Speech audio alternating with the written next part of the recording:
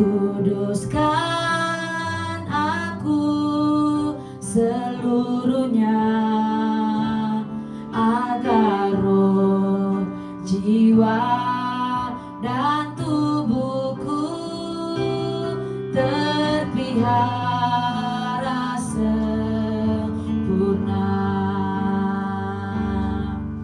Ya Allah, damai sejahtera, kuduskan aku seluruhnya, agar roh, jiwa, dan tubuhku terpelihara sempurna.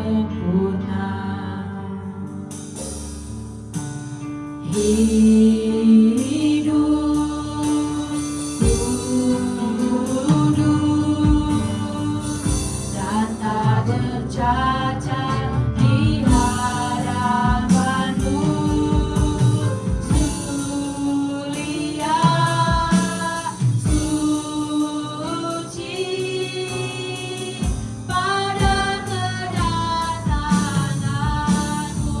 Katakan Hosana, Hosana, Hosana, datanglah Tuhan Yesus. Hosana, Hosana, Hosana, ku merindukanmu. Sama-sama kita akan Bapak Ibu Saudara. Ya Allah, damai sejahtera, kuduskan aku seluruhnya, agar roh, jiwa, dan tubuhku terpelihara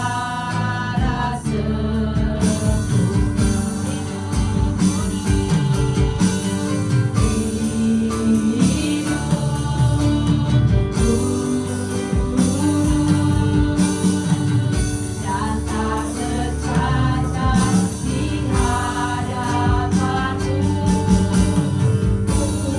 mulia, suci pada kedatangan. Katakan Hosana, Hosana, amin, amin. Hosana, datanglah Tuhan Yesus. Hosana, Hosana, Hosana, ku merindukanmu.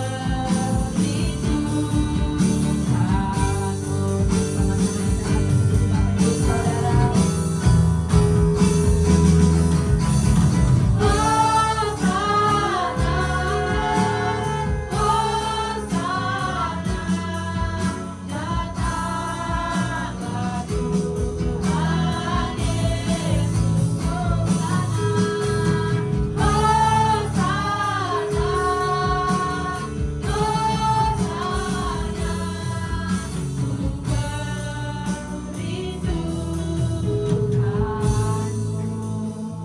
haleluya, puji nama Tuhan. Salam, salam Bapak Ibu Saudara, sekali lagi salam. Haleluya, kita bersukacita, kita ada di minggu ketiga di bulan Mei ini, semua karena anugerah Tuhan, amin. Biarlah roh kita terus menyala-nyala dan hati kita terus senangkan hati Tuhan. Yang siap menikmati hadirat Tuhan, sama-sama katakan amin. Haleluya, haleluya. Dan sebelum kita masuk dalam hadirat Tuhan, mari kita terus memperkatakan Mazmur 91, dalam lindungan Allah. Orang yang duduk dalam lindungan yang maha tinggi dan bermalam dalam naungan yang maha kuasa akan berkata kepada Tuhan, tempat perlindunganku dan gubuk pertahananku, Allahku yang kupercayai. Sungguh Dialah yang akan melepaskan engkau dari jerat penangkap burung, dari penyakit sampar yang busuk. Dengan kepaknya ia akan melindungi engkau, di bawah sayapnya engkau akan berlindung. Kesetiaannya ialah perisai dan pagar tembok. Engkau tak usah takut terhadap dahsyatan malam, terhadap panah yang terbang di waktu siang, terhadap penyakit sampar yang berjalan di dalam gelap, terhadap penyakit menular yang mengamuk di waktu petang. Walau 1000 orang rebah di sisimu dan 10.000 di sebelah kananmu, tetapi itu tidak akan menimpamu. Engkau hanya menontonnya dengan matamu sendiri dan melihat pembalasan terhadap orang-orang fasik. Sebab Tuhan ialah tempat perlindunganmu, yang maha tinggi telah kau buat tempat perteduhanmu. Malapetaka tidak akan menimpa kamu, dan tulah tidak akan mendekat kepada kemahmu. Sebab malaikat-malaikatnya akan diperintahkannya kepadamu untuk menjaga engkau di segala jalanmu. Mereka akan menantang engkau di atas tangannya, supaya kakimu jangan terantuk kepada batu. Singa dan ular tedung akan kau langkahi, engkau akan menginjak anak singa dan ular naga. Sungguh hatinya melekat kepadaku, maka aku akan meluputkannya, aku akan membentenginya, sebab ia mengenal namaku. Bila ia berseru kepadaku, aku akan menjawab, aku akan menyertai dia dalam kesesakan, aku akan meluputkannya dan memuliakannya. Dengan panjang umur akan kukenyangkan dia, dan akan kuperlihatkan kepadanya keselamatan daripadaku. Terima kasih Tuhan, terima kasih. Kami bersyukur bahwa segala anugerah-Mu melimpah terus dalam kehidupan kami ya Tuhan. Kami bersyukur sampai hari ini kasih setia-Mu terus menyertai setiap langkah kami, menyertai keluarga kami, kesehatan kami Tuhan pelihara, pekerjaan kami semuanya Tuhan pelihara. Terima kasih. Oleh sebab itu pada siang hari ini kami mau membawa setiap hati kami yang rindu. Kami rindu hadirat lawatan-Mu terjadi atas ibadah kami di tempat ini ya Tuhan. Dari awal hingga pertengahan kami percaya hanya nama Tuhan yang kami tinggikan. Ketika nama Tuhan kami tinggikan, ada urapan baru memenuhi setiap hati kami. Terima kasih Tuhan, terima kasih. Berkati setiap kami ya Aba. Terima kasih Tuhan. Kami akan terus menikmati hadirat-Mu di tempat ini. Di dalam nama Tuhan Yesus. Silakan duduk Bapak Ibu Saudara tetap dalam hadirat Tuhan. Mari bawa ucapan syukur-Mu. Haleluya. Kami bersyukur Tuhan Yesus buat hari-hari yang kami lewati bersama-Mu. Sempurna kasih-Mu Tuhan Yesus. Haleluya. Haleluya Tuhan.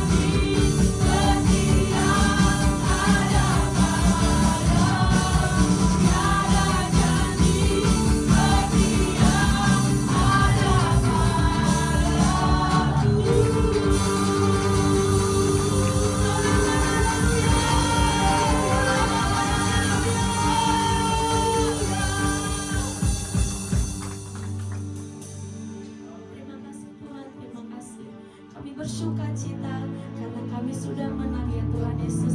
Pada saat ini kami mau bersuka cita melompat buat Tuhan. Yang siap menari buat Tuhan sama-sama katakan amin. Haleluya, haleluya. Semua kita bawa pujian kita terus kanan kirinya. Selamat hari Pentakosta. Biarlah roh kita terus menyala-nyala untuk menyenangkan hati Tuhan. Amin. Haleluya. Berikan tepuk tangan yang terbaik buat Tuhan kita yang dahsyat.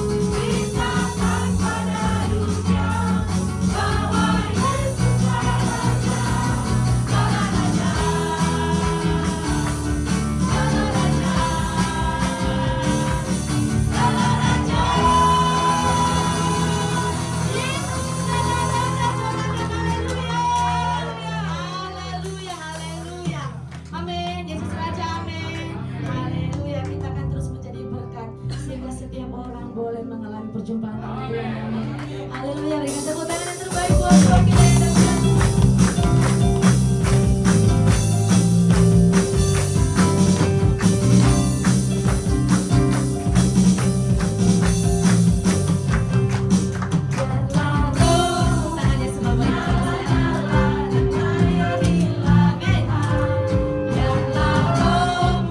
Menyala-nyala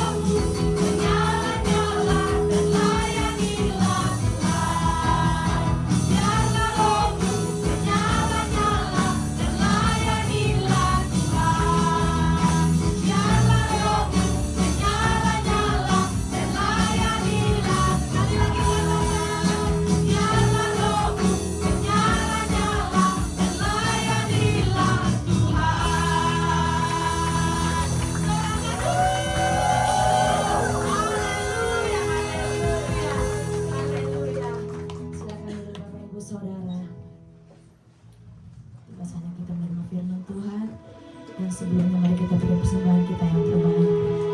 Terima kasih Tuhan Yesus, terima kasih. Kami bersyukur roh kami kembali disegarkan ya Tuhan. Dalam hari-hari di peringatan Pentakosta tercurah, roh kami terus menyala-nyala ya Abah. Terima kasih Tuhan Yesus atas pujian penyembahan yang kami bawakan. Dan kami percaya saat ini kami beri persembahan kami yang terbaik. Berkati setiap pekerjaan usaha kami. Apapun yang kami kerjakan, Tuhan yang membuatnya berhasil dan berhasil. Kami memberi dengan sukacita di dalam nama Tuhan Yesus. Haleluya. Amin. Silakan memberi, Tuhan Yesus memberkati.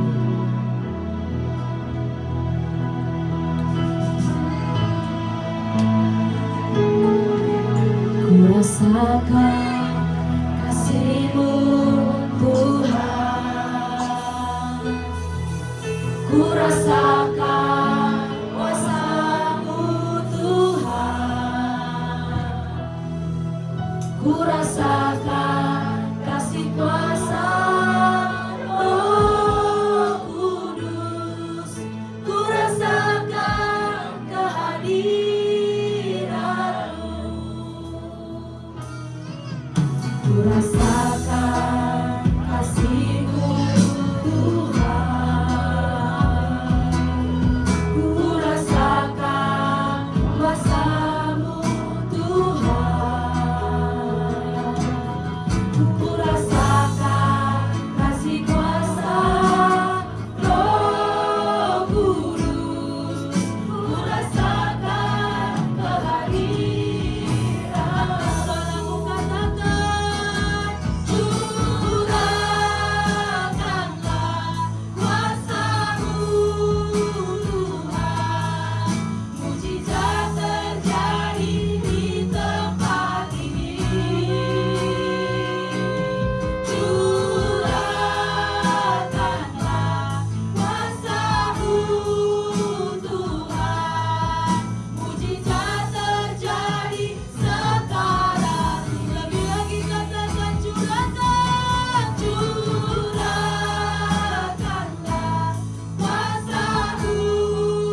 Tuhan. Mujizat terjadi di tempat ini. Curahkanlah kuasa-Mu Tuhan. Mujizat terjadi sekarang. Lebih sungguh lagi katakan curahkanlah kuasa-Mu Tuhan. Mujizat terjadi di tempat ini. Curahkanlah kuasa-Mu Tuhan.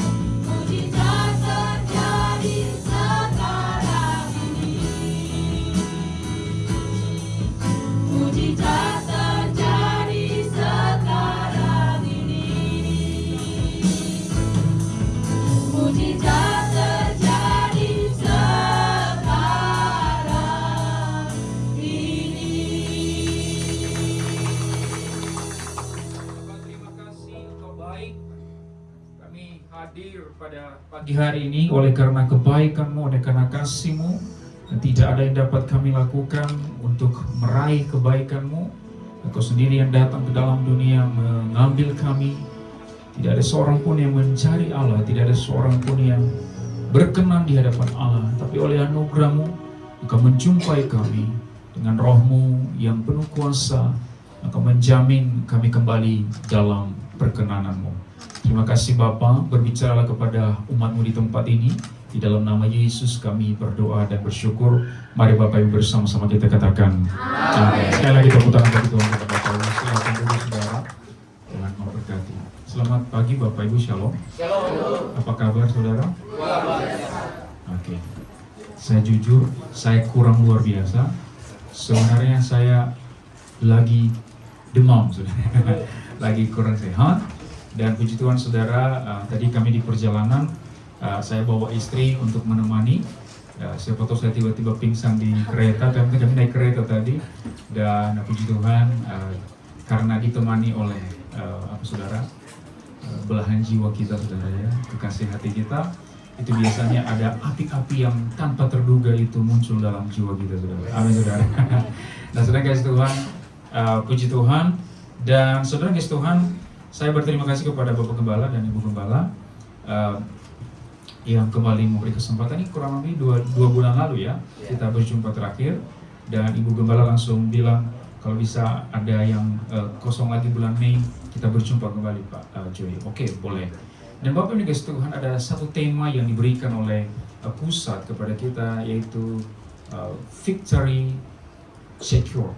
Artinya kemenangan yang dikunci, kemenangan yang dipastikan, kemenangan yang dijamin. Maka saudara kasih Tuhan, saya melihatnya di dalam 1 Samuel pasal 15, tetapi saya ingin mengajak kita dari suatu narasi yang mungkin berbeda dengan 1 Samuel, tetapi memberi kita perspektif yang sama. Oleh sebab itu, sebagai latar belakang atau alasan teologis dari apa yang saya sampaikan hari ini, saya ingin kita melihat Kejadian pasal 1 ayat 2. Kejadian pasal 1 ayat 2 sebagai dasar dari apa yang saya sampaikan pada hari ini. Bumi belum berbentuk dan kosong, gelap gulita, ya, menutupi samudra raya, dan Roh Allah melayang-layang di atas permukaan air. Roh Allah melayang-layang di atas permukaan air. Maka Bapak Ibu dikasih Tuhan, kata melayang-layang di sini itu adalah bahasa aslinya marachefet. Marachefet ini Bapak Ibu di ayat-ayat lain itu dipakai untuk menggambarkan Raja Wali yang sedang mengepakkan sayapnya dan sedang mengawasi mangsanya di bawah. Dia sedang marachefet, dia melayang-layang mengepakkan sayapnya, dan dia lihat mangsanya di bawah. Dia mengawasi, kemanapun mangsanya pergi, dia awasi. Maka dalam Kejadian pasal 1 ayat 2 dikatakan begini, Roh Allah marachefet, melayang-layang di atas permukaan air. Artinya apa saudara? Roh Allah sedang mengawasi alam semesta. Alam semesta masih kacau, alam semesta masih belum berbentuk, tetapi di tengah-tengah kekacauan itu, Roh Allah tetap melayang-layang. Amin, saudara.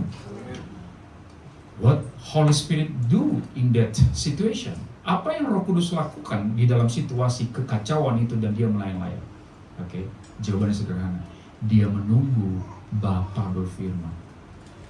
Dia sedang mempersiapkan, dengan kata lain, dia sedang mengerami alam semesta. Dia mengerami alam semesta yang sedang kacau, sehingga pada waktu Bapa berfirman, maka langsung jadi. Itu yang dilakukan Roh Kudus. Maka Bapak Ibu dikasih Tuhan, dari ayat 2 ini, sepanjang kitab Kejadian, itulah tepat yang dilakukan Roh Kudus sepanjang kitab Kejadian. Di Taman Eden ada kekacauan, Kain dan Habil melakukan kekacauan, Menara Babel ada kekacauan, dalam keluarga Abraham ada kekacauan menikah dengan pembantunya, di dalam keluarga Isa ada kekacauan antara Yakub dan Esau.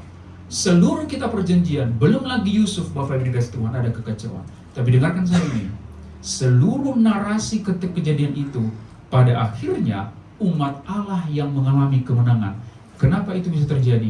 Karena ada Roh Allah yang melayang-layang di atas seluruh cerita manusia. Boleh tepuk tangan buat Tuhan kita semua.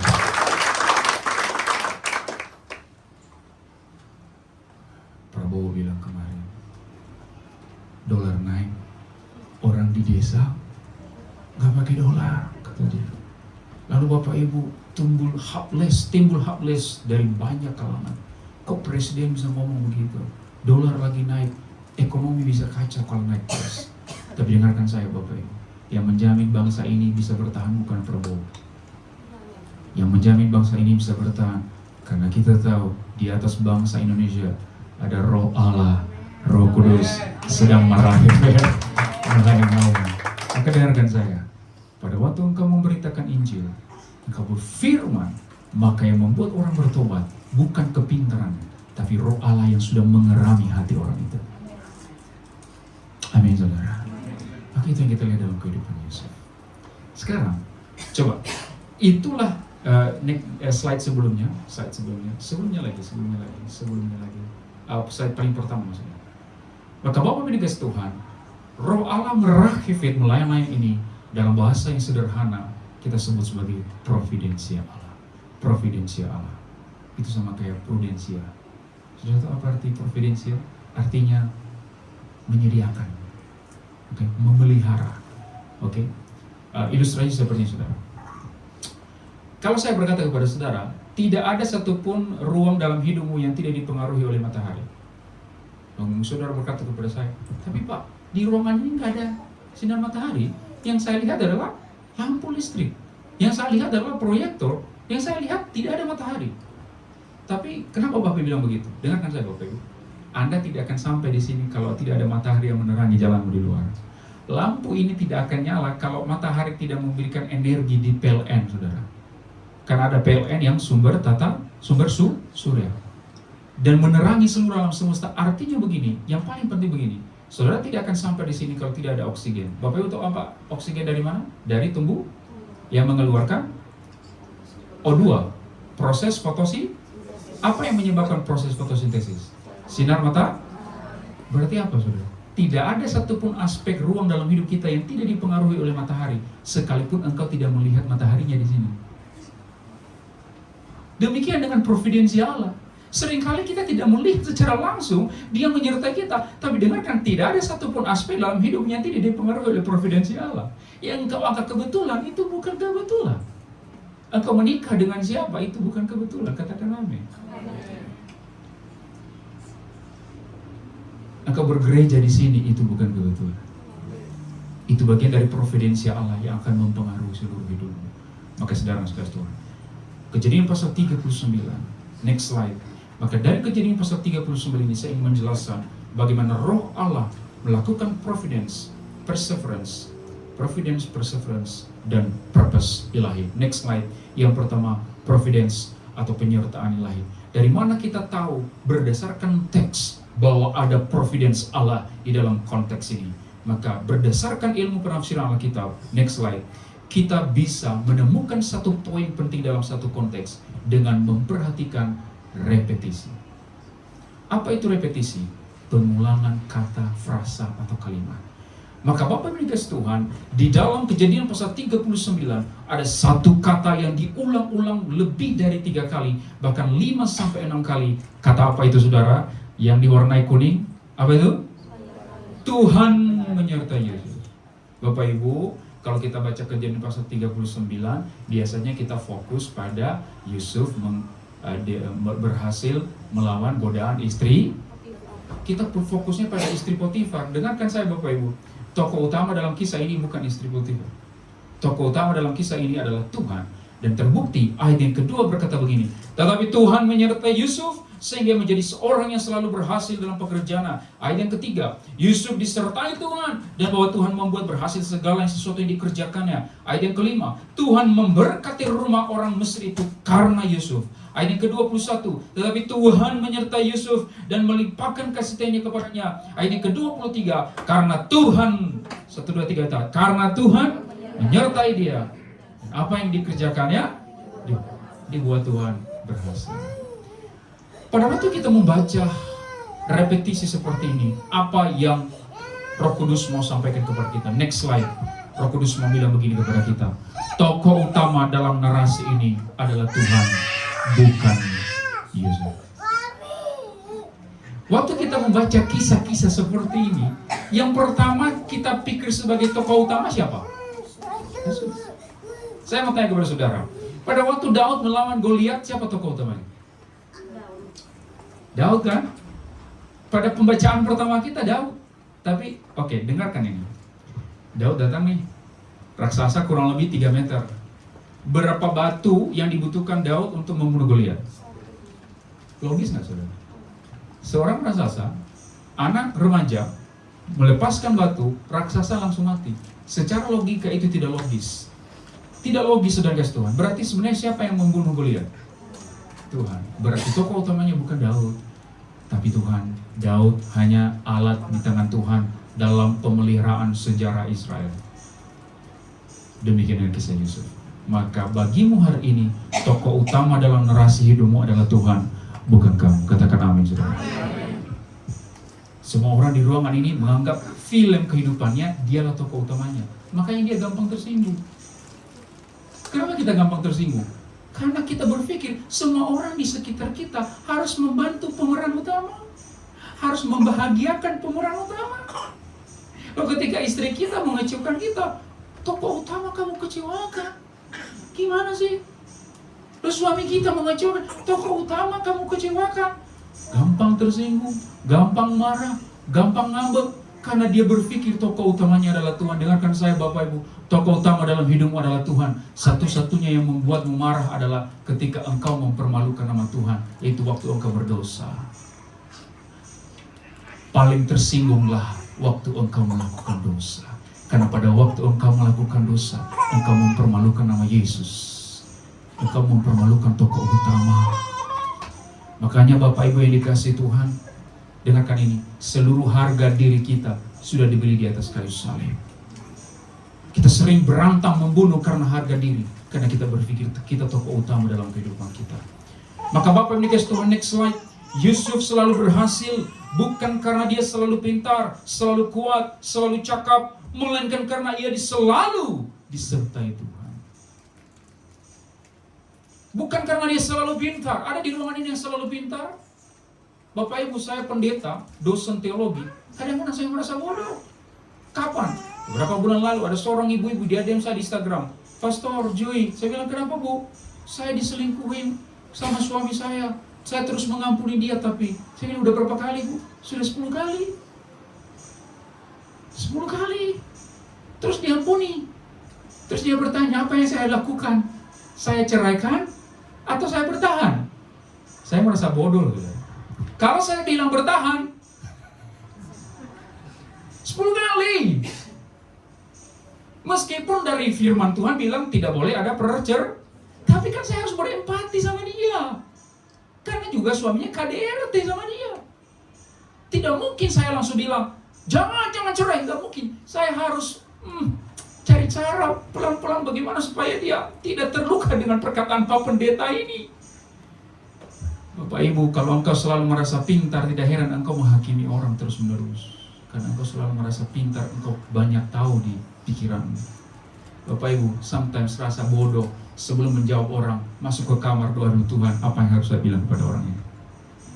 Tidak ada orang yang selalu pintar. Tidak ada orang yang selalu kuat. Tidak ada. Siapa di sini yang selalu sehat? Minimal sakit asam lambung. Betul?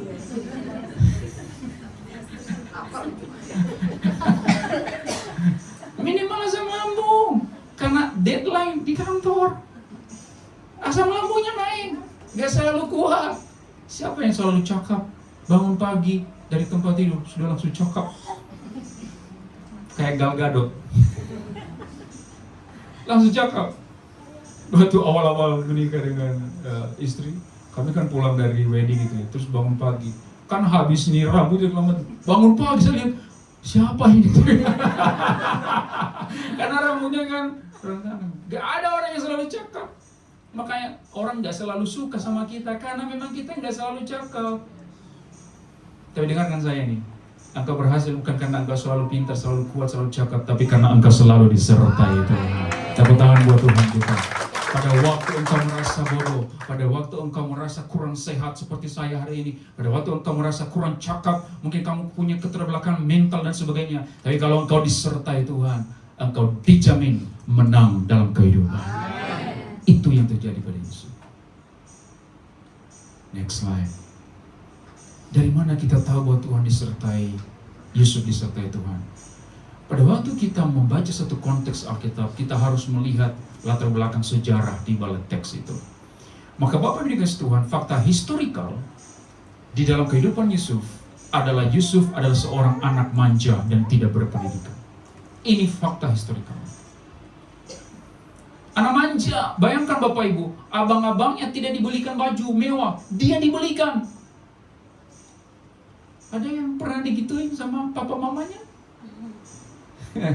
Ya, yang pernah pasti, iya saya waktu itu hampir mau minggat dari rumah.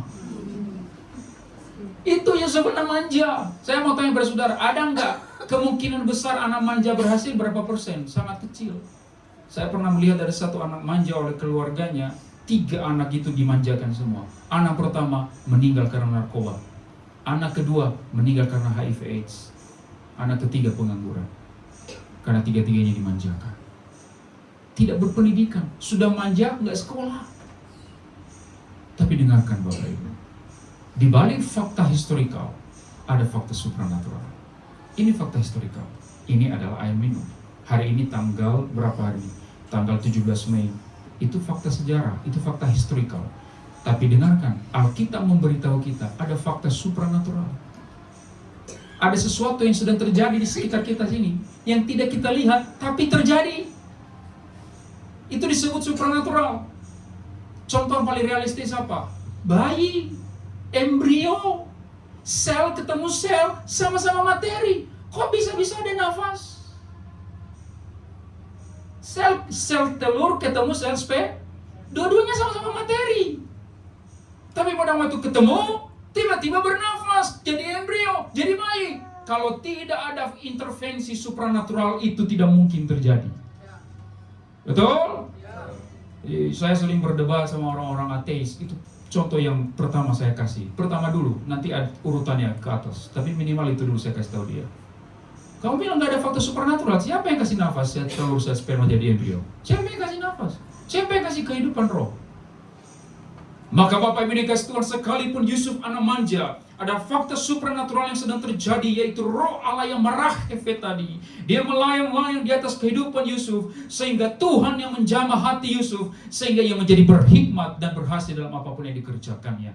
Sekalipun dia manja, sekalipun dia tidak berpendidikan seorang kasih Tuhan, tapi karena Tuhan menjamah hatinya, sehingga pada waktu dia sampai di Mesir, dia cepat belajar. Apapun yang dilihatnya, dia cepat belajar.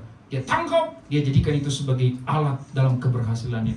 Bapak Ibu, ketika Roh Kudus menjamah hati kita, tidak ada yang mustahil bagi Tuhan. Anakmu, ada seorang ibu bilang saya, Pak Pendeta, saya bilang kenapa? Jadilah apalah anak saya ini nanti Pak, kayaknya jadi preman. Saya bilang kenapa Bu? Apa nakalnya luar biasa Pak Pendeta? Saya bilang sama dia, saya nubuatkan hari ini, anak ibu bukan jadi preman, tapi jadi pendeta. Iya, banyak loh preman yang jadi pendeta. Asal jangan dibalik, pendeta jadi preman. Saya pernah dengar seorang pendeta. Dia waktu perjalanan ke gereja, dia kena tilang. Lalu dia suap polisi 20.000. Dia lolos, dia kesaksian di mimbar. Dia bilang, saya suap polisi. Oleh anugerah Tuhan katanya, saya bisa nyampe tepat waktu. Itu preman. Pendeta jangan jadi preman. Premanlah yang jadi pendeta. Ayo kalau Tuhan menyertai kita, saudara kasih Tuhan, tidak ada yang mustahil. Next slide.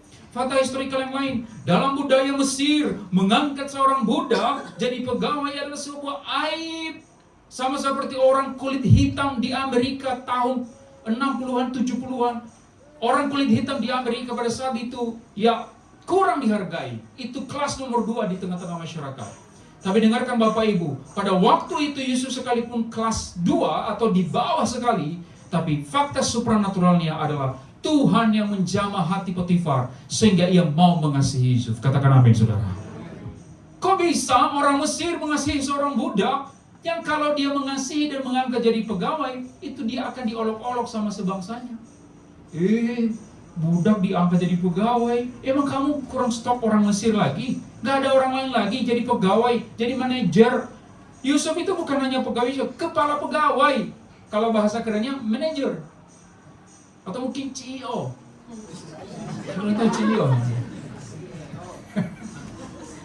Ini orang yang suka nonton drama Cina pasti tahu CEO. CEO yang menyamar jadi budak. Ada seorang ibu bilang sama saya, Pak Pendeta, kok suami saya belum menunjukkan jati dirinya sebenarnya? Saya curiga dia ini CEO. Saya bilang sama dia, mungkin suami ibu benar-benar miskin. Saya kasih Tuhan, come on. Tuhan menjamah hati Potifar. Pertanyaan saya, Potifar itu orang percaya atau bukan? Tapi ternyata orang yang tidak mengenal Allah sekalipun, hati mereka Tuhan yang punya. Maka Tuhan bisa menjamah hati siapapun untuk memberkatimu. Katakan amin. Ada anak muda bilang sama saya, Pastor, saya kadang-kadang malas kasih yang terbaik di kantor. Saya bilang, kenapa? Waktu saya lagi kerja keras, beri yang terbaik, gak ada yang melihat, mengapresiasi. Giliran saya lagi santai main handphone, tiba-tiba bos datang katanya. Bos notice itu. Saya bilang sama dia, bosmu yang sesungguhnya bukan bosmu di kantor. Bosmu yang sesungguhnya adalah bosmu yang di surga. Sekalipun tidak ada yang melihatmu melakukan yang terbaik, bos yang di surga melihatnya dan mencatatnya. Dan pada waktunya engkau pasti dipromosikan. Apa artinya? Tuhan bisa menjamah hati bosmu di kantor. Yang perlu engkau jamah bukan hati, yang perlu engkau jilat bukan bosmu. Katakan amin.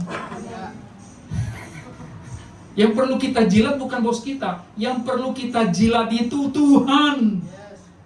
Ngerti kata jilat? Itu arti proskuneo. Kayak anjing menjilat tangan tuannya. Kita harus setiap hari menjilat tangan Tuhan kita. Bos kita di surga. Karena Tuhan memiliki hati semua orang. Termasuk bos kita di kantor. Katakan amin, saudara. Iya. Bapak Ibu, saudara tahu saya ini dari kampung. Mungkin saudara dari kampung juga. Tapi saya lebih kampung dari saudara. Kelihatan wajah saya masih ada kampung-kampungnya, Bapak Ibu. Untung laku, saudara. Karena sesama kampung, saudara. Saudara, rumah kami itu di bawah kaki gunung. Sebelah kiri gunung, depan kuburan. Karena di Nias, kuburan harus di depan rumah. Nggak boleh, jangan taruh-taruh di belakang, harus depan. Menghormati nenek moyang. Depan kuburan, di belakang pohon karet. Di sebelah kiri tetangga. Jadi Bapak Ibu, di bawah kaki gunung itu hanya ada 2 rumah. Rumah saya dan rumah tetangga kami. 2 rumah. Jam 7 malam kami semua sudah tidur. Karena burung hantu sudah mulai berbunyi, sudah. Sangat sepi. Tapi Bapak Ibu, 2008 saya memutuskan merantau ke Bekasi. Kenapa? Saya merasa dipanggil Tuhan untuk menjadi hamba-Nya. Apa yang saya lakukan? Langsung sekolah teologi? Enggak. Bapak Ibu, tidak. Saya jadi office boy di gereja. Jadi cleaning service di gereja. Karena saya tahu yang harus dibersihkan dari hatiku bukan ini, tapi ini. Aku itu orangnya sombong. Guru saya lawan, kepala sekolah saya debat. Saya tahu ini orang sombong luar biasa. Maka saya ke gereja melayani sebagai office boy. Saya bersih-bersih gereja. Orang lain belum datang, saya sudah datang. Orang lain sudah pulang, saya masih belum pulang. Itu bertahun-tahun saya lakukan sebagai office boy. Suatu hari ada seorang jemaat bilang, Joy, kamu kuliah teologi, saya beasiswakan kamu. Akhirnya saya sekolah teologi, saudara kasih Tuhan. Lulus dari S1 Bapak Ibu, oleh anugerah merah efek Tuhan. Saya lulus dengan nilai cum laude pada saat itu, saudara. S1 teologi. Lulus S1, langsung diundang jadi pengkhotbah. Gak ada satupun yang ngundang, saudara. Gak ada satupun yang ngundang. Tapi saya butuh makan. Saya bilang, mau ngapain ini? Saya mau ngapain ini? Ya, doa sih doa. Tapi ya butuh makan juga. Akhirnya saya lamar di sekolah-sekolah jadi guru. Saya lamar di SMP Galatia Bekasi. Saya melamar di situ. Apa yang terjadi Bapak Ibu? Kepala sekolahnya bilang, Pak, kami nggak ada lowongan guru agama. Semua sudah penuh. Saya bilang, guru apa aja Bu? Yang penting saya kerja. Dia bilang, ada sih Pak, guru seni budaya. Terus saya bilang, nggak apa-apa Bu, yang penting saya kerja. Gaji 1,2 waktu itu. Ya tahun berapa itu ya, 2014 atau berapa itu. Gaji 1,2. Tapi di tengah-tengah itu, bagaimana? Tuhan bilang, kamu harus lanjut S2 supaya engkau lebih berdampak bagi gereja. Saya bilang, dari mana uangnya Tuhan? Lah, kamu udah ada gaji. Tuhan bilang, kamu udah ada gaji kan? Cuma 1,2. Lah, itu gaji. Apa? Cukupkan dirimu dengan apa yang ada? Saya berpikir, oh maksud Tuhan, makannya tahu tempe. Jangan lele dan ayam. Habis. Saya lakukan 2 tahun. Makan tahu tempe setiap pagi supaya bisa menyisihkan gaji untuk kuliah S2 teologi, saudara. Waktu 2016 saya lulus S2 teologi. Pada bagian ini saya lulus dengan nilai yang lebih tinggi. Kalau istilahnya magna cum laude, kalau orang-orang bilang gitu ya. Dan nilai magna cum laude. Akhirnya Bapak Ibu guys Tuhan, setelah lulus baru mulai ada satu-satu gereja yang undang. Oh, ternyata banyak gereja juga lihat gelar, saudara. Lihat gelar juga ya. Tapi gak apa-apa, it's fine. Itu gereja supaya gembalanya bertanggung jawab kepada Tuhan. Ini orang bukan ajaran sesat gitu kan ya. It's good. Saya mulai diundang kemana-mana, saudara. Saya mulai diundang. Tiba-tiba diundang ke Kementerian Agama. Pak, ini Pak Joy ya? Saya bilang, iya betul. Boleh khotbah di Kementerian Agama. Saya bilang, kenapa tiba-tiba menggantikan seseorang? Saya bilang, siapa yang saya gantikan? Mereka bilang, Pak Erastus Abdono. Saya menggantikan Pak Erastus Abdono. Saya bilang, kok tiba-tiba saya menggantikan Pak Erastus? Mereka bilang kepada saya, kami lihat tulisan-tulisan Bapak di media sosial bagus-bagus katanya. Jadi karena bagus-bagus katanya, itu saya usia 27 tahun. Saya khotbah di depan itu, selesai khotbah semua yang ada di situ minta nomor telepon, diundang ke gereja-gereja mereka. Sampai hari ini, saudara, waktu saya kemarin diundang di gereja Paweliar Kauntu itu di GBI Plus Indonesia, saya kaget. Ini idola saya, Paweliar Kauntu, anak kampung, diundang khotbah di sana, di depan dia lagi, saudara. Bapak Ibu, apa yang terjadi hari ini dalam hidup saya? Saya ke kota-kota, ke provinsi-provinsi, melakukan seminar, ke NTT, ke Medan, ke Surabaya, saya sering ke sana, saudara. Dalam usia yang sangat muda, Bapak Ibu dikasih Tuhan, saya review ke belakang. Kalau bukan karena penyertaan providensial Allah, that is impossible. Tapi bagi Tuhan tidak ada yang mustahil. Boleh tepuk tangan bagi Tuhan. Yang kedua, Merakefet itu menghasilkan ketekunan. Next slide. Perseverance setelah providence, sekarang perseverance, yaitu ketekunan iman. Next slide. Pada waktu kita menafsir satu konteks pasal Alkitab, perhatikan juga kontradiksi tajam dalam teks itu. Narasi yang sangat kontradiksi. Dan Bapak Ibu Tuhan, ketika kita observasi ayat ini, kita menemukan kontradiksi tajam, yaitu ayat 4 dan ayat 22. Ayat yang keempat dikatakan begini, kepada Yusuf diberikannya kuasa atas rumahnya dan segala miliknya diserahkannya pada kekuasaan Yusuf. Rumah Potifar, Bapak Ibu, rumah yang penuh kenyamanan. Tapi tiba-tiba di ayat yang ke-22, sebab itu kepala penjara dari rumah yang mewah di dalam penjara mempercayakan semua tahanan dalam penjara itu kepada Yusuf. Bapak Ibu dikasih Tuhan, dari yang penuh kenyamanan ke tempat yang penuh tekanan di dalam penjara. Itu kontradiksi tajam. Dan kita harus melihat itu sebagai sesuatu yang penting di dalam memahami konteks ini, saudara. Maka Bapak Ibu, next slide, saya mengatakan begini. Ketika kehidupan Yusuf secara secara materi menurun, tetapi perhatikan Bapak Ibu, imannya justru naik. Keadaan materinya turun, tapi imannya naik. Seringkali dalam kehidupan kita, waktu materi kita numpuk, kelimpahan kita turun, iman kita juga turun. Itu tidak boleh terjadi bagi orang percaya. Maka Bapak Ibu dikasih Tuhan, mari kita menjadi seperti Yusuf. Dia terus naik. Sekalipun secara jabatan, dia semakin turun-turun. Dari rumah penuhnya kenyamanan ke dalam penjara. Apa artinya bagi kita? Next slide. Sukses menurut Alkitab bukanlah soal kamu di atas atau di bawah, yaitu kaya atau miskin. Sukses menurut Alkitab adalah soal kamu di dalam atau di luar Tuhan, taat atau tidak taat. Katakan amin. Kalau sukses Alkitab itu berdasarkan materi, maka yang paling berkenan di hati Tuhan hari ini adalah Elon Musk. Tahu Elon Musk, orang terkaya di dunia. Kalau berdasarkan materi perkenanan Tuhan, berarti dia yang paling berkenan di hati Tuhan. Tapi dengarkan saudara, kami punya jemaat, banyak supir angkot, banyak tukang tambal ban. Saya selalu berkata kepada mereka, sekalipun engkau hanya supir angkot atau engkau tukang tambal ban, taat dalam pekerjaanmu, maka engkau sukses di hadapan Tuhan. Amin. Mereka bilang, contohnya apa? Jangan taruh paku di jalan. Taat. Jangan untuk mencari rejeki menghancurkan orang lain. Berarti engkau gagal. Berapa banyak orang yang jadi CEO tapi dengan cara menghancurkan orang lain. There's no success in the face of God. There's no success. Itu kegagalan yang sangat besar di hadapan Tuhan. Kita manajer. Bapak Ibu, saya mau tanya kepada saudara, bisa enggak Yusuf mempertahankan posisinya sebagai manajer di rumah Potifar? Bisa. dengan cara mengikuti permintaan istri Potifar, dengan cara berzinah dengan istri Potifar. Kalau dia melakukan itu, aman posisinya, dia nggak akan dipenjara. Berapa banyak orang hari-hari ini rela berzinah dengan dunia untuk mempertahankan posisinya. Rela berzina dengan istri Potifar. Istri Potifar itu bisa bicara apa saja untuk mempertahankan posisinya. Termasuk para pendeta, berapa banyak untuk mempertahankan popularitasnya. Dia rela berzina dengan dunia, dengan hal-hal yang kotor. Bapak Ibu dikasih Tuhan, dengarkan ini.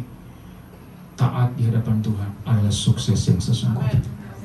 Kalau engkau taat, Pak, saya cuma supir angkot, it's fine, doesn't matter. Bukan masalah. Selama engkau taat dalam pekerjaan, engkau sukses di hadapan Tuhan. Next slide. Penderitaan adalah tempat terbaik untuk menguji apakah kita lebih mencintai Tuhan atau kenyamanan. Kita diuji dalam penderitaan itu. Waktu kita menderita, kita diuji hati kita. Kita itu memberhalakan kenyamanan atau mentuhankan Tuhan. Kalau kita tetap setia kepada Tuhan di tengah penderitaan, berarti betul hatimu tunduk kepada Tuhan. Next slide. Saya tahu kamu orang beriman, bukan karena kamu selalu bahagia, tapi karena kamu selalu setia. Bapak Ibu, mikul salib senang atau susah? Waktu mikul salib itu bahagia atau tidak? Gak ada orang yang bahagia mikul salib. Berat. Tapi saya tahu engkau beriman, bukan waktu engkau selalu bahagia, tapi waktu engkau sekalipun memikul salib, engkau taat kepada firman Tuhan. Dan yang bisa melakukan itu Bapak Ibu, bukan kekuatan moral kita, tapi roh Allah yang menyertai kita. Yusuf itu manusia biasa sama seperti kita. Bapak Ibu, selama 30 tahun hidup saya nggak pernah sakit. Jadi nggak punya BPJS, juga nggak punya asuransi. Tiba-tiba 2020, saya kena penyakit kronis gastritis di lambung saya. Saya menderita luar biasa. Setiap hari itu lambung saya itu kayak pakai tang, dicepit saudara guys Tuhan, lalu panas sampai kepala saudara guys Tuhan. Tapi dengarkan Bapak Ibu, banyak mukjizat saya lihat justru di tengah-tengah saya sakit. Di tengah-tengah saya sakit. Kenapa saudara guys Tuhan? Karena di tengah-tengah penderitaan itu, saya taat kepada Tuhan. Saya tidak menolak panggilan Tuhan. Saya tetap setia. Bahkan di tengah-tengah saya di rumah terus-menerus, saya baca Alkitab lebih banyak. Saya berdoa lebih banyak. Saya taat di hadapan Tuhan. Dan karena ketaatan itu, saudara guys Tuhan, saya jamah orang lumpuh berjalan. Di tengah-tengah saya lagi masih sakit. Saya belum sembuh, tapi saya doakan orang sakit sembuh. Saya pernah kesaksian di 2 bulan lalu sebelumnya di sini kan, saudara guys Tuhan. Dan saya melihat banyak, tahu nggak punya asuransi, nggak punya BPJS. Suatu hari saya bilang kepada keluarga saya, tolong bawa saya ke rumah sakit. Dan mereka bilang, kita nggak punya uang. Tapi bawa aja dulu ke rumah sakit. Siapa tahu nanti ya ada cara Tuhan gitu. Dan saudara, kami berjalan ke rumah sakit. Waktu sampai di gerbang Harapan Indah, tiba-tiba ada telepon masuk dari seorang ibu. Pastor lagi di mana? Saya bilang, menuju ke rumah sakit. Ah, kebetulan pastor. Boleh balik putar dulu ke rumah? Saya bilang, boleh Bu. Pas nyampe ke rumahnya, dia bilang, jangan masuk lagi pastor. Tetap di mobil. Lalu dia bawa 1 kantong plastik hitam. Dia kasih kepada saya. Pastor, ini buat pastor. Saya bilang, terima kasih Bu. Di pikiran saya, ini makanan. Nyampe di atas mobil itu, waktu mobil jalan, saya mau makan. Saya buka. Ternyata bukan makanan. Isinya apa saudara? Uang. Nyampe di rumah sakit, diperiksa. Bapak Ibu tahu? Habis 6.500.000. Di endoskopi segala macam. Berapa uang yang dikasih ibu itu? 6 juta. Tinggal nombok 500. Dan saya telepon ibu itu, saya bilang, Bu, kenapa tiba-tiba kasih uang 6 juta kepada saya? Dia bilang, Pastor, 1 minggu saya berdoa, dan di depan wajah saya cuma 1 wajah Pastor juga. Saya berdoa 1 minggu ini, dan saya tidak tahu kenapa Roh Kudus kasih wajahmu di hadapan saya, dan saya tahu persis engkau sedang membutuhkan sesuatu, dan Tuhan memakaiku untuk memberkatimu. Perhatikan Bapak Ibu, Tuhan menjamah hati siapapun. Tuhan bisa menjamah hati siapapun untuk memberkati saudara. Katakan amin. Yang penting taat. Yang terakhir, purpose, tujuan ilahi. Saudara kasih Tuhan, ini poin saya yang terakhir. Bapak Ibu, pada waktu kita memahami Kejadian pasal 39, itu tidak akan kita pahami kalau hanya baca satu pasal. Next slide. Salah satu prinsip penafsiran Alkitab ada yang disebut dengan inklusio. Apa itu inklusio? Inklusio artinya lihat awal dan ending kita. Oke? Lihat awal dan ending kita, supaya engkau bisa memahami narasi di tengah-tengahnya. Maka Bapak Ibu guys Tuhan, ternyata pada waktu kita bertanya, kenapa Tuhan membiarkan Yusuf dibuang ke dalam sumur? Kenapa Tuhan membiarkan Yusuf jatuh dalam penjara? Kenapa Tuhan tidak membela Yusuf? Bapak Ibu dikasih Tuhan, ternyata jawabannya ada dalam Kejadian pasal 50. Beberapa pasal sesudah pasal 39 tadi. Kita harus baca beberapa pasal kemudian. Di pasal 50 kita ketemu jawabannya. Yusuf berkata kepada abang-abangnya di hadapan istana, dia berkata, memang kamu telah mereka-rekan yang jahat terhadap aku. Kamu membuang aku ke sumur. Kamu ingin aku mati. Tetapi Allah telah mereka-rekakannya untuk kebaikan. Dengan maksud melakukan seperti yang terjadi sekarang ini, yakni memelihara hidup suatu bangsa yang besar. Ternyata Bapak Ibu, Tuhan mengizinkan itu semua terjadi dalam hidup Yusuf. Ternyata ada purpose, tujuan ilahi, yaitu memelihara hidup suatu bangsa yang besar. Apa artinya? Dengarkan ini. Kalau Yusuf tidak dibuang ke sumur, mereka tidak akan pernah ketemu pembeli budak dari Mesir. Kalau dia tidak pernah jadi budak di Mesir, dia tidak akan pernah ketemu istri Potifar. Kalau dia tidak pernah ketemu istri Potifar, dia tidak akan pernah masuk dalam penjara. Kalau dia tidak pernah masuk dalam penjara, dia tidak akan pernah ketemu kepala juru minum istana. Kalau dia tidak pernah ketemu kepala juru minum istana, dia tidak punya kesempatan akses ke istana. Kalau dia tidak punya akses ke istana, maka dia tidak bisa menafsirkan mimpi Firaun. Kalau dia tidak pernah menafsirkan mimpi Firaun, maka dia tidak pernah jadi Perdana Menteri. Kalau dia tidak pernah jadi Perdana Menteri, maka dia tidak bisa menolong 12 anak Yakub yang kelaparan. Kalau 12 anak Yakub mati kelaparan, maka Israel tidak pernah ada, karena Israel ada karena 12 anak Yakub. Kalau Israel tidak pernah ada, maka Mesias tidak akan pernah lahir ke dalam dunia. Kalau Mesias tidak pernah lahir ke dalam dunia, saya dan saudara tidak akan pernah diselamatkan.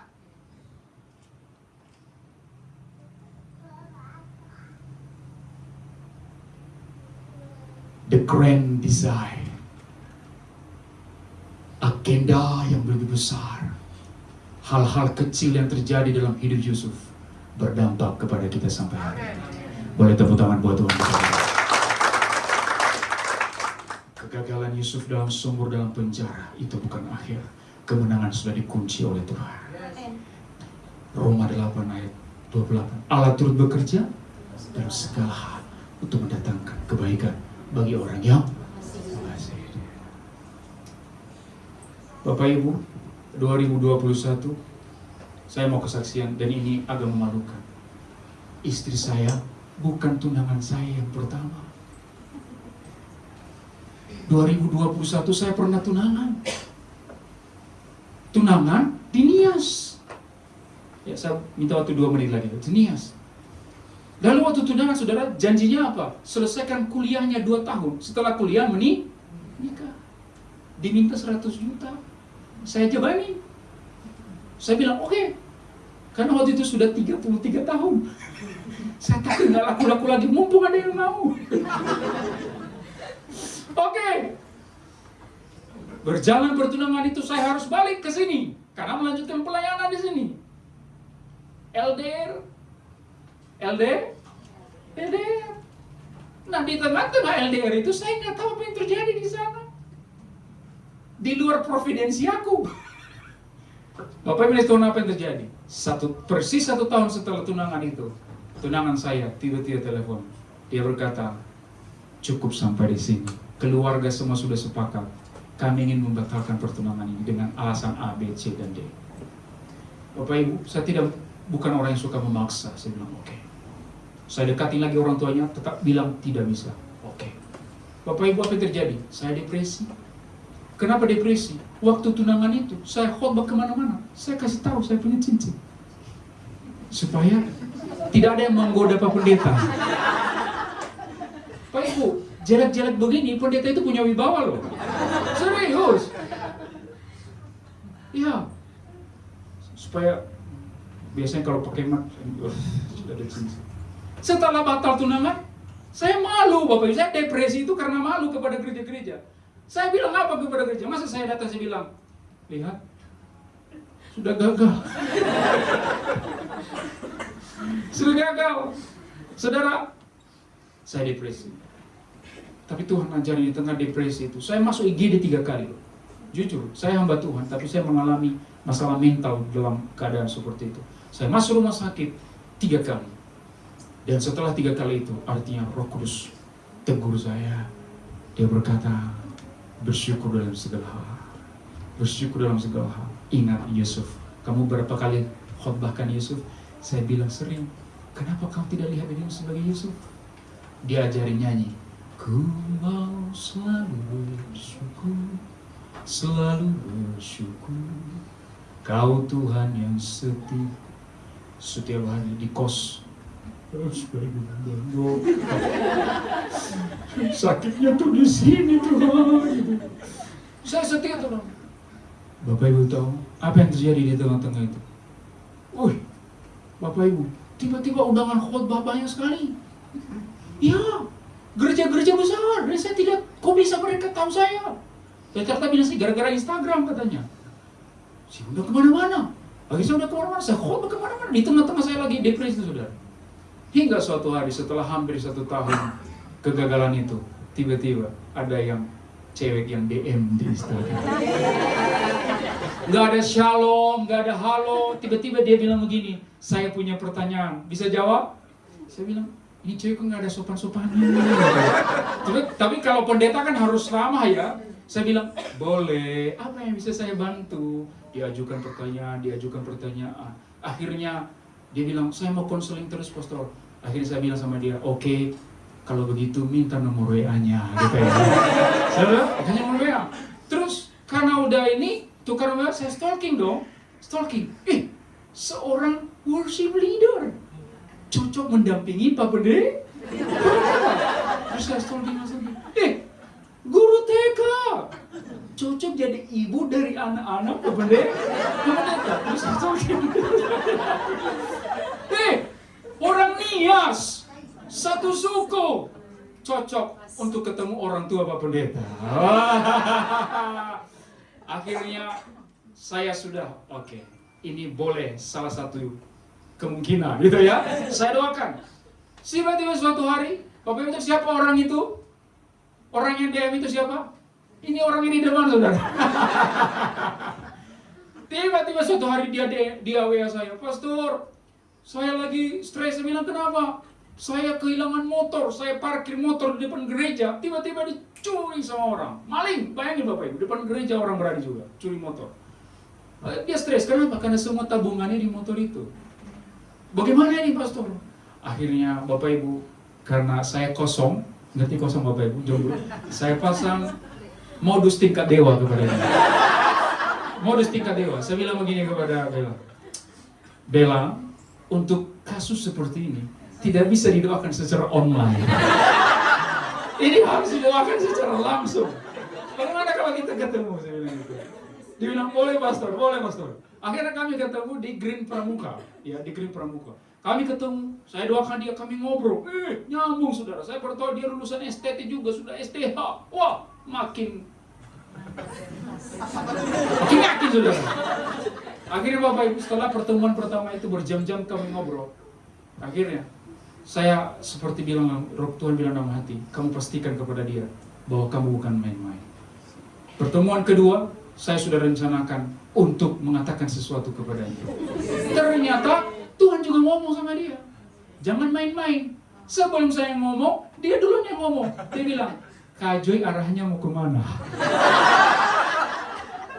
Saya bilang, saya baru ketemu cewek kayak gini. Dia nggak mau main-main. Akhirnya saya bilang sama dia, tunggu sebentar saya ke toilet. Di toilet, saya berdoa bilang, Tuhan, berikan saya damai sejahtera. Setelah Tuhan beri damai sejahtera, akhirnya saya pulang ke meja makan. Dan saya berkata, Bella, will you marry me? Akhirnya kami menikah Saudara. Nggak punya uang.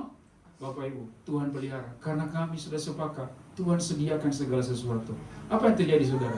Hari ini, kemarin pun saya pergi pelayanan, istri menemani. Kadang-kadang dia nyanyi di depan, banyak orang dijamah. Banyak orang diberkati melalui kehidupannya. Saya baru sadar, dulu yang saya anggap kehancuranku, ternyata Tuhan punya agenda yang lebih besar. Maka Bapak Ibu dikasih Tuhan, dengarkan. Di next slide saya beri begini. Untuk setiap peristiwa, Anda bisa percaya itu semua kebetulan atau itu semua kedaulatan Tuhan. Sekali lagi tepuk tangan. Mari kita bangkit berdiri Bapak Ibu. Providence, penyertaan Tuhan. Saya undang istri saya maju ke depan. Perseverance, ketekunan iman kita. Purpose, tujuan ilahi dalam hidup kita.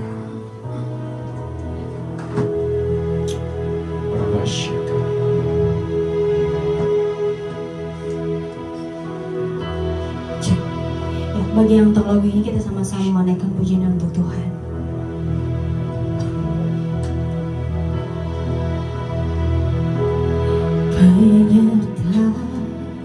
Penyertaanmu Tuhan, segalanya bagiku, hadirmu di hidupku. Terutama bagiku,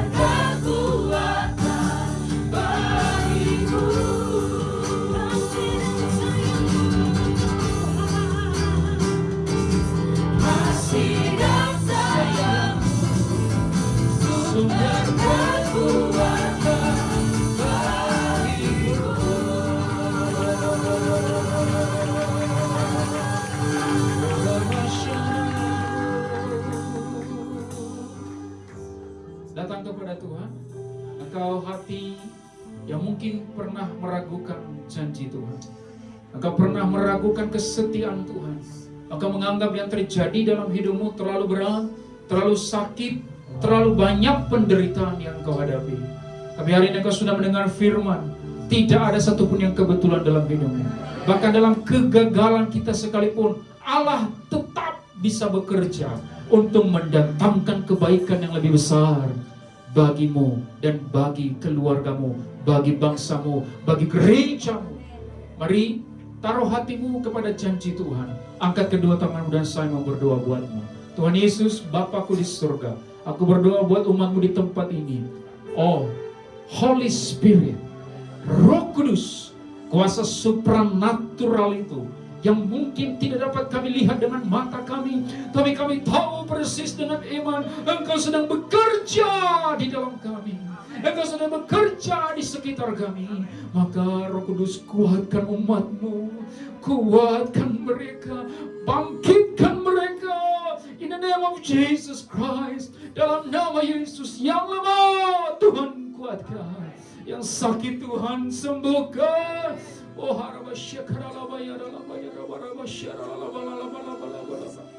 jangan izinkan kuasa kegelapan menyeretmu ke bawah. Jangan izinkan kuasa kegelapan menghancurkan firman Tuhan yang ada dalam hidupmu. Saya berdoa, Roh Kudus yang melayang-layang itu, yang merakefet itu di atasmu, melindungimu, menopangmu, bahkan menggendongmu sampai engkau mengakhiri pertandinganmu di bumi ini. Di dalam nama Yesus, terima berkat ini. In the name of Jesus Christ. Terima kasih buat firman-Mu Tuhan.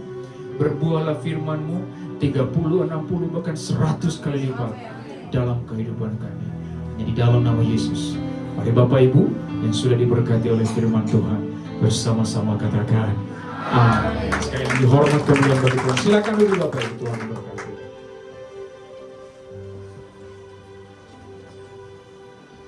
Puji nama Tuhan, ini berkati lewat firman Tuhan pada siang hari ini. Lambaikan tangannya, sorakan haleluya. Terima kasih Pastor. Tuhan Yesus memberkati. Tiba saatnya kita mendengarkan pengumuman dalam sepekan lewat multimedia.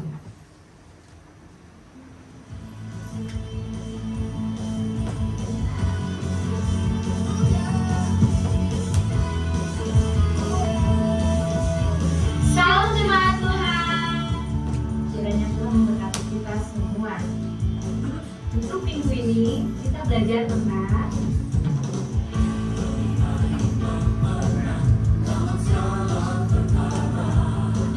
kami segenap pekerja di tempat ini dan semua jemaat Tuhan mengucapkan terima kasih untuk hambanya atas firman Tuhan yang disampaikan.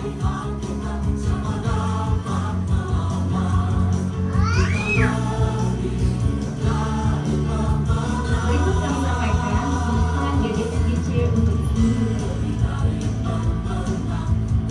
Berikut jadwal ibadah sepekan.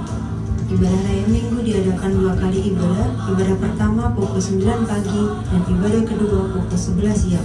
Setiap ibadah disertai dengan ibadah sekolah minggu.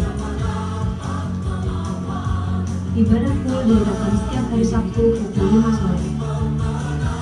Ibadah WBI diadakan sekali dalam sebulan pada hari Sabtu pukul 4 sore di tempat ini. Menara doa setiap hari Senin sampai Sabtu di tempat ini dan terbuka bagi semua jemaat Tuhan. Badminton PBI Sport diadakan setiap hari Kamis pukul 8 malam, bertempat di Gor Metuen Ciwidey. Bagi yang menabur untuk persembahan dan persepuluhan, Bapak Ibu bisa mengirimkan lewat e-wallet atau e-banking ke rekening gereja dengan nomor 5222443661 atas nama GBI FGC. Bagi jemaat yang akan baptis dan penyerahan anak bisa menghubungi diaken atau diakonis GBI FGC. Panitia pembangunan mengadakan penilaian kupon akan dilakukan penjualan 1 kali dalam sebulan. Bagi yang telah membeli kupon, harap untuk disimpan dan akan diundi untuk broadcast. Demikian pengumuman sepekan ini. Terima kasih, Tuhan Yesus memberkati. Haleluya. puji nama Tuhan. Tiba saat kita mengakhiri ibadah kita, sama-sama kita bangkit berdiri Bapak Ibu Saudara. Besar anugerah-Mu,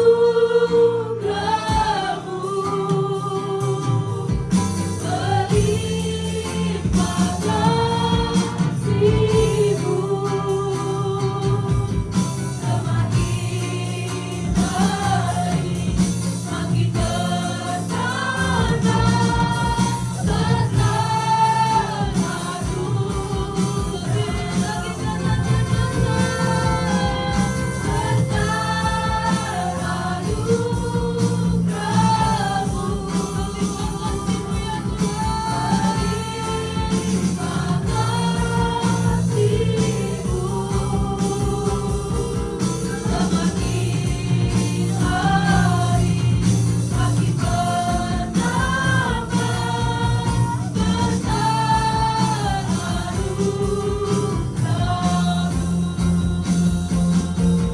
semakin hari makin